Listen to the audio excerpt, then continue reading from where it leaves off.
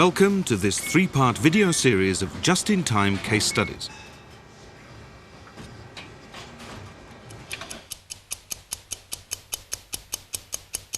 The concept of the just-in-time system is now very popular around the world.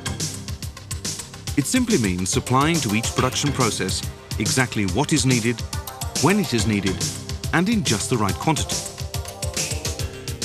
It is a way of fulfilling the basic aims of any production company: to create a systematic plan of work, to eliminate all waste, and increase productivity and efficiency.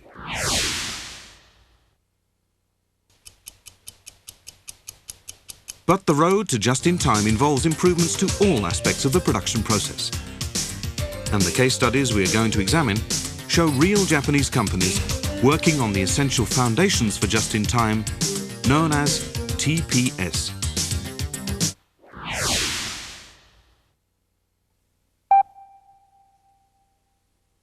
TPS means a total production system that covers every aspect of the company's work, based on the famous Toyota production system.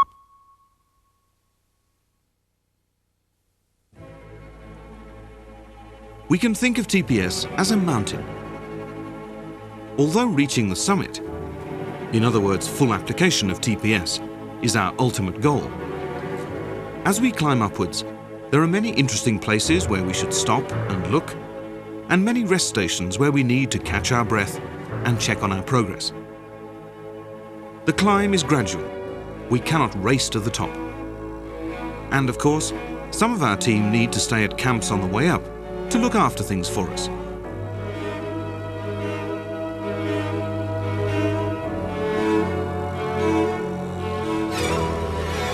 Let's divide the climb into 9 stages. Stage 1 is mastering the elimination of waste. Waste comes in many forms, and a lot of practice is needed to understand exactly what waste means, to be able to find it, and then develop ways of removing it.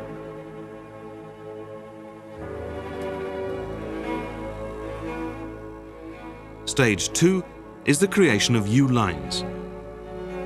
It used to be thought that real efficiency lay in the production of large lot numbers of one product.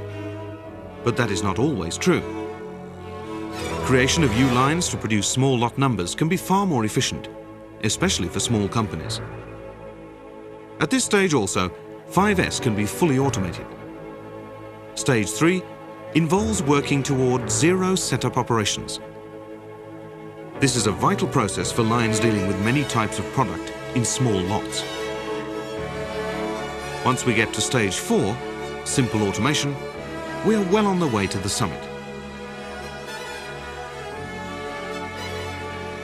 The following stages are creating load-only automated lines, implementing a daily production system, creation of stores and installation of the Kanban system, and then production of Kanban, which is where we develop a true just-in-time system.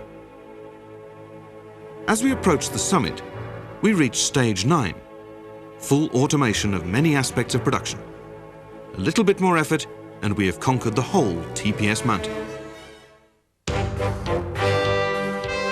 Moving through all 9 stages is of course the easiest route up the mountain. But there are pitfalls and diversions to watch out for. For example, right at the start of the climb, we can get bogged down in a mass of minor problems, not only to do with production of small lots of many different types of product, but also to do with switching equipment, defective products, and lack of stock. Job site supervisors can be so busy trying to meet daily production targets, they have no time to consider even stage 1, elimination of waste. But it is important to realize what great effects on production implementation of TPS can bring. The vital thing at first is to get everyone into the right frame of mind and way of thinking to be able to develop improvement ideas. We are now in an era of production of many types in small lots. So as long as we're not dealing with just one product, we have to get rid of the fixed idea that the production of big lots necessarily means efficiency. We also need to think exactly what we are doing and what we are trying to achieve by asking ourselves some questions. For example, what is the purpose of this particular operation? And isn't there a better way of doing it? And we must also bear in mind that the Toyota production system is based on 7 types of waste and their elimination. 1. Overproduction. 2. Waiting. 3. Transporting. 4. Processing. 5. Unnecessary stock. 6. Unnecessary motion. And 7. Defective products. The whole TPS system is based on methods to eliminate these 7 types of waste. Now let's get down to what all this means in practice by looking at our first case study.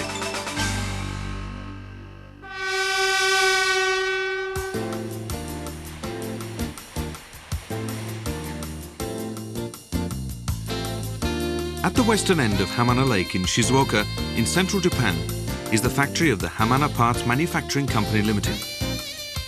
This is an automobile parts maker with a capital of 150 million yen and 530 staff members.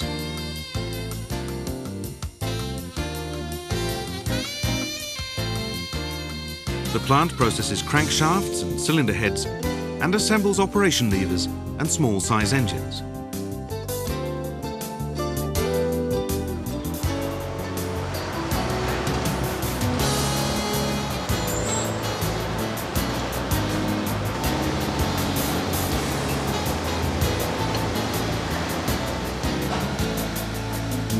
This company has had great success implementing load-only automated lines, a system used particularly by small parts manufacturers to reduce costs.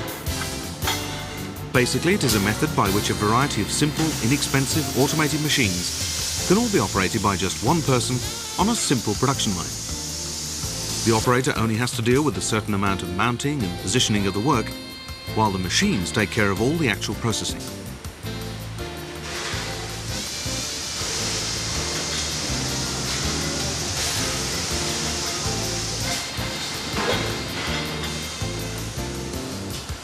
At this factory, a strategy called Attack 35 was initiated, aimed at reducing overall costs by 35% in a relatively short period of time. The Attack 35 strategy has been very successful, partly due to everyone's willingness to plan and initiate improvements. One of the attractions of implementation of the load-only automated system is that it's easy to foresee precisely what effects it will have on production. In this volume, we're going to take a look at what exactly was involved, how the strategy for improvements was developed over about a year, and the implications of the system for any company hoping to improve general work efficiency and cut costs. So what exactly is the Attack 35 strategy? At its heart is the just-in-time system, designed to achieve 4 main aims: reduce time prior to delivery date, reduce number of staff on each line, eliminate inventory and work in process, and achieve 0 defects. And the basic idea is to achieve all of these without spending much money. At this plant, a main aim from the start of planning of the Attack 35 strategy was to reduce the number of staff on each line. This diagram shows the reduction in staff in the machining center.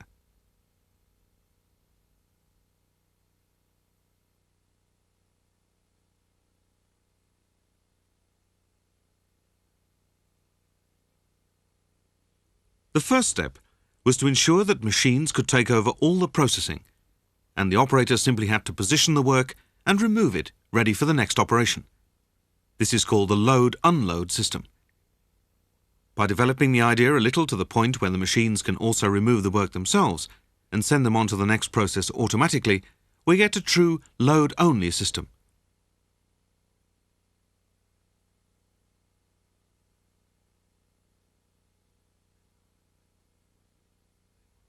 At this plant, they are now at the stage of gradually moving from one operator being in charge of about 5 operations to full load-only automation with one operator in charge of between 10 and 30 operations, a considerable difference.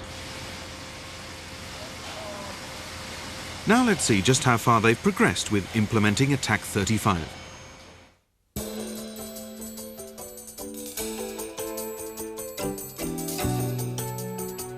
The first step was to bring in an expert from outside to help the supervisors and executives to come to a common agreement about aims and formulate procedures. Basic policy was examined at these first study meetings. Improvement targets were set up for each production line, and it was decided to attempt to meet each target within 3 months. The basic criteria for selecting lines for improvement was to select lines with a long life cycle. Lines to avoid were those scheduled for design changes or termination, newly established lines, and lines which had not been improved at all.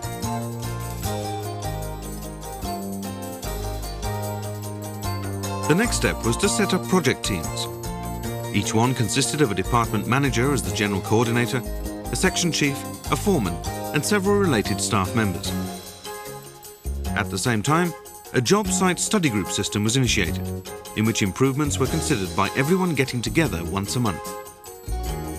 At these meetings, 2 particular improvement targets from 2 different groups were picked up each time and put into practice for a 2-day trial period. By doing this kind of thing, each group could fully understand the improvement ideas and methods of all the other groups.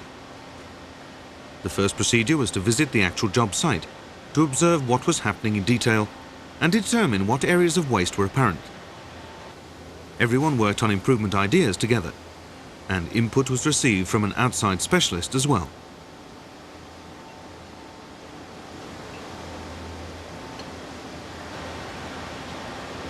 They then tried out any ideas that could be put into action immediately.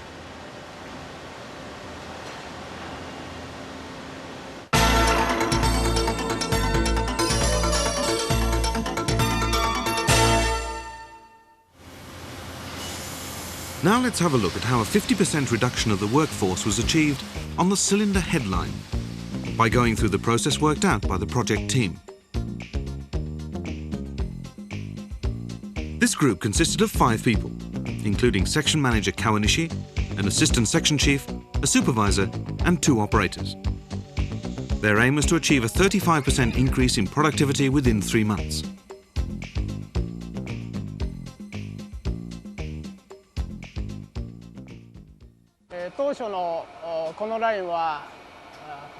U ラインで2人作業で生産をしていましたが、会社の目標である This was originally a U line, and 2 workers worked on it.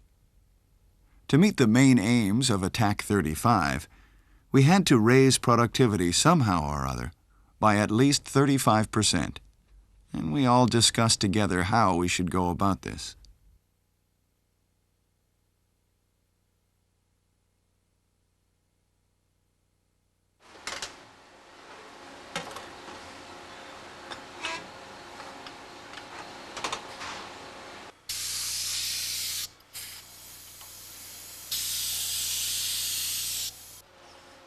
Up to then, the line had involved a lot of manual work.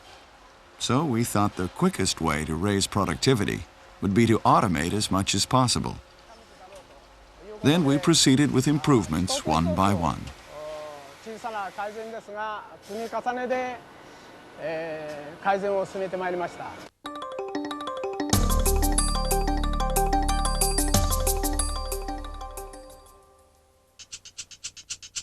Let's look at the steps taken by each group. The first one was to understand the real situation on the line. The group's findings were consolidated on a standard worksheet, including physical movements of the 2 workers on the line and the number of workpieces being processed at any one time. The main problem was that although the workpieces were going around in order, in fact the workers' movements were unnecessarily complicated, as indicated by the numbers on the diagram. Next, the capacity of each piece of processing equipment was tabulated. This handling and machine work ratio sheet shows at a glance the neck process, manual handling time, and automatic feeding time.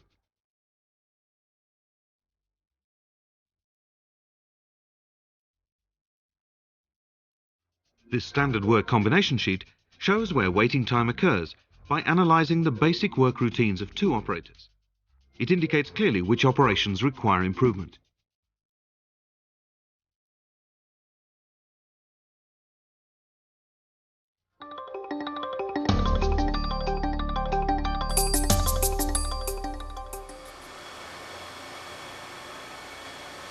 In order to set about elimination of waste, job site inspection was carried out. The group members then began to list up details needed to eliminate waste in each process.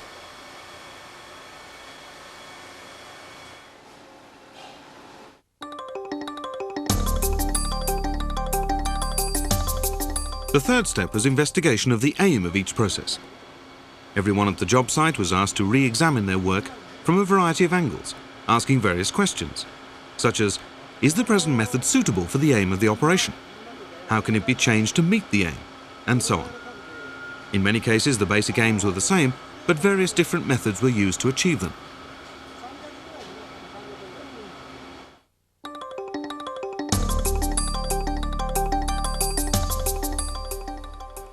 The members focused on handling work waste as a starting point for improvement and decided to proceed with simple automation as the first improvement method. The aim was to develop a full load-only automated system that could handle 10 to 30 workpieces as opposed to the previous load-unload system which could only handle 5 at a time.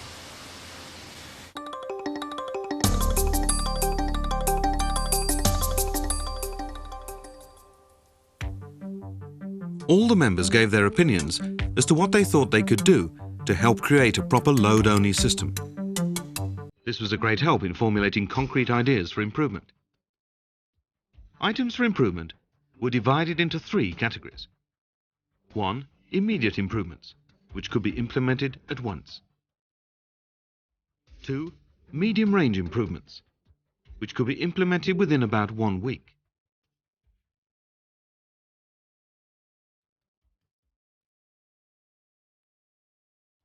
And 3. Major improvements, which could only be implemented on a long-term basis.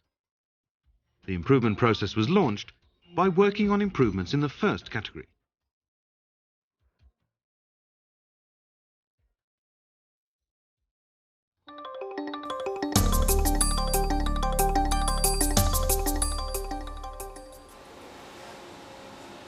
Once the ideas for improvement had been fully formulated, the next step was to begin putting them into practice. Of course, there were many unfamiliar things to be tried and practiced at first, so quite a lot of overtime was involved.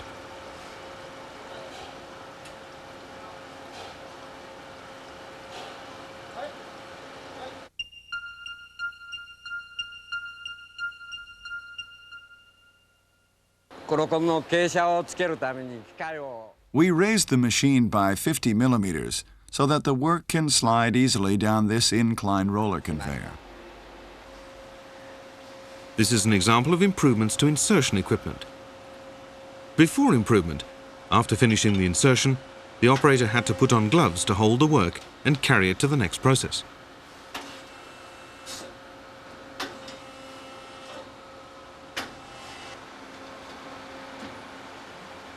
The improvement they implemented was to install simple conveyor automation by creating work ejection equipment and adding an incline roller conveyor so that the work is moved directly to the next process without being touched by the operator.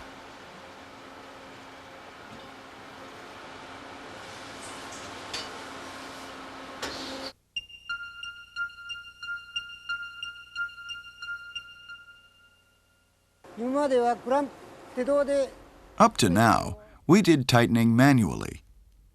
But since the improvement, we can do it using a pressurized air cylinder. This is an improvement made on a work clamp.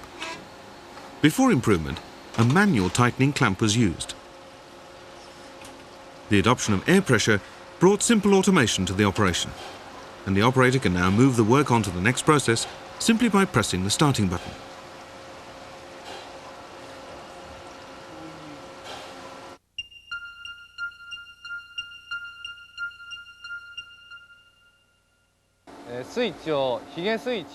At first, we couldn't decide whether to use a flip switch or a push-button switch. But in the end, we went with a push-button because there's always the danger that a flip switch will be accidentally switched on. In this case, the position of the starting button was changed. Before improvement, there were 2 switching buttons on each machine, which had to be pressed simultaneously. This stopped the workflow and was regarded as unnecessary waiting time. As a result of changing to an interlocking switch, the action of moving the work to the next machine became part of a serial operation, simply by pushing one starting button.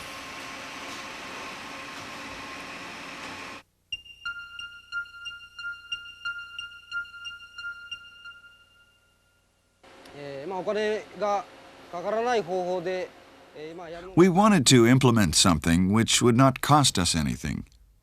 As you can see here, by simply adding a little handmade iron rim to the platform and this round stopper bar, we could stop the workpiece in the same fixed position every time. The aim here was to devise a way to stop the workpiece emerging from the cleaning machine in a fixed position. Before improvement, the revolving platform had to be stopped manually, like this.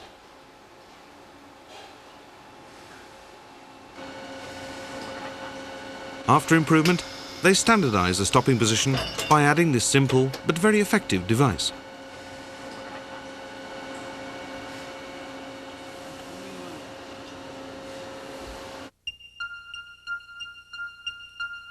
The idea of this improvement was to relieve operator strain and effort involved in removing workpieces from a mesh pallet. Before improvement, as the workpiece supply decreased, it became a real strain to pick up the remaining workpieces. They added a hydraulic lift, which means that the height of the pallet can now be changed easily according to the number of workpieces remaining on the pallet. The operator can always work from the same position, and operation has become much easier and more efficient.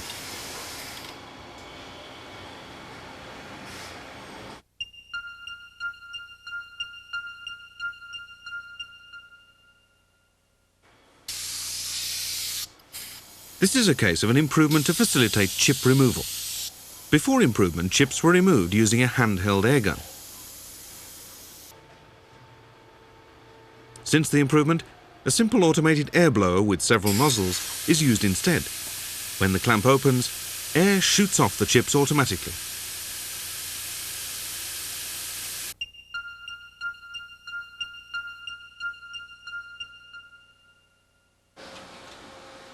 Before improvement, checking for incomplete processing of the hole in the die was done by human inspection.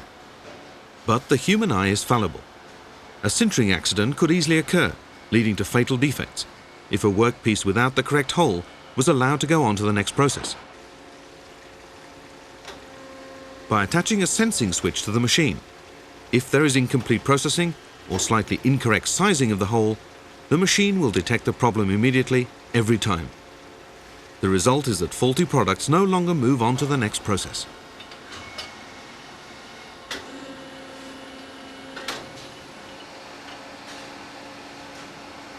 After all the individual improvements suggested by the members of the project team were completed, the test line was ready to go.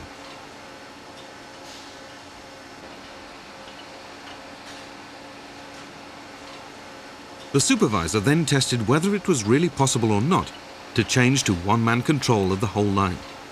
That was the target brought up at the stage when ideas were put up for improvement. This is the standard worksheet after the improvements.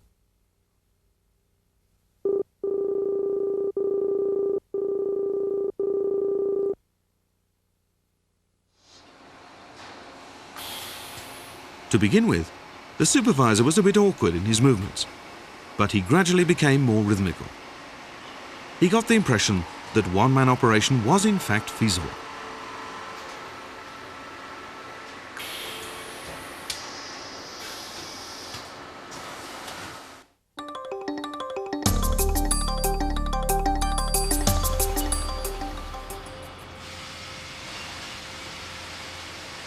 The next step was to get the real operators going on it.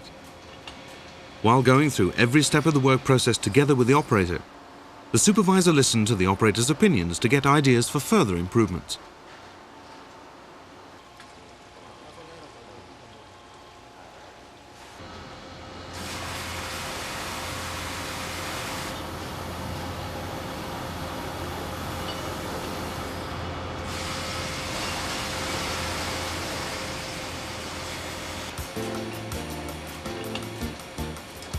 The line was improved radically by the improvements which all members of the project team had developed and then implemented.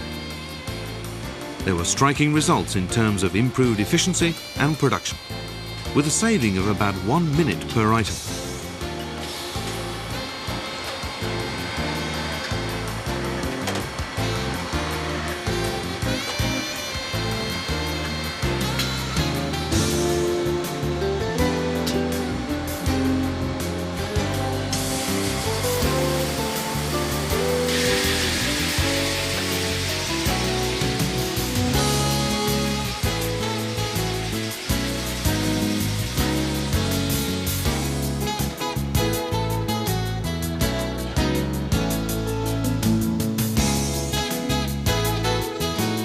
This table shows the comparison between the situation on the line just before the improvements and the situation 3 months after the improvements were implemented.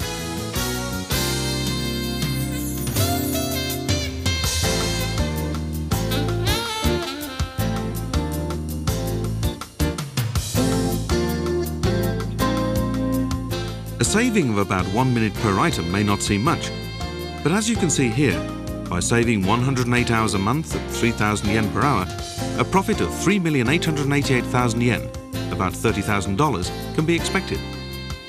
There are still many examples of waste left, but there is a steady gain in results. The Attack 35 strategy at Hamana Parts Manufacturing is getting steady results in the first stage of its application. And a significant point is that everyone in the company has been working on it together. Top executives, managers, supervisors, and machine operators alike. The great virtue of the load-only system is that it lets the machines do those things that machines are particularly good at. The company is now challenging the next stage, which involves introducing the system to all the machines in the factory, making full use of the experience and results obtained from achieving the goals of the Attack 35 strategy.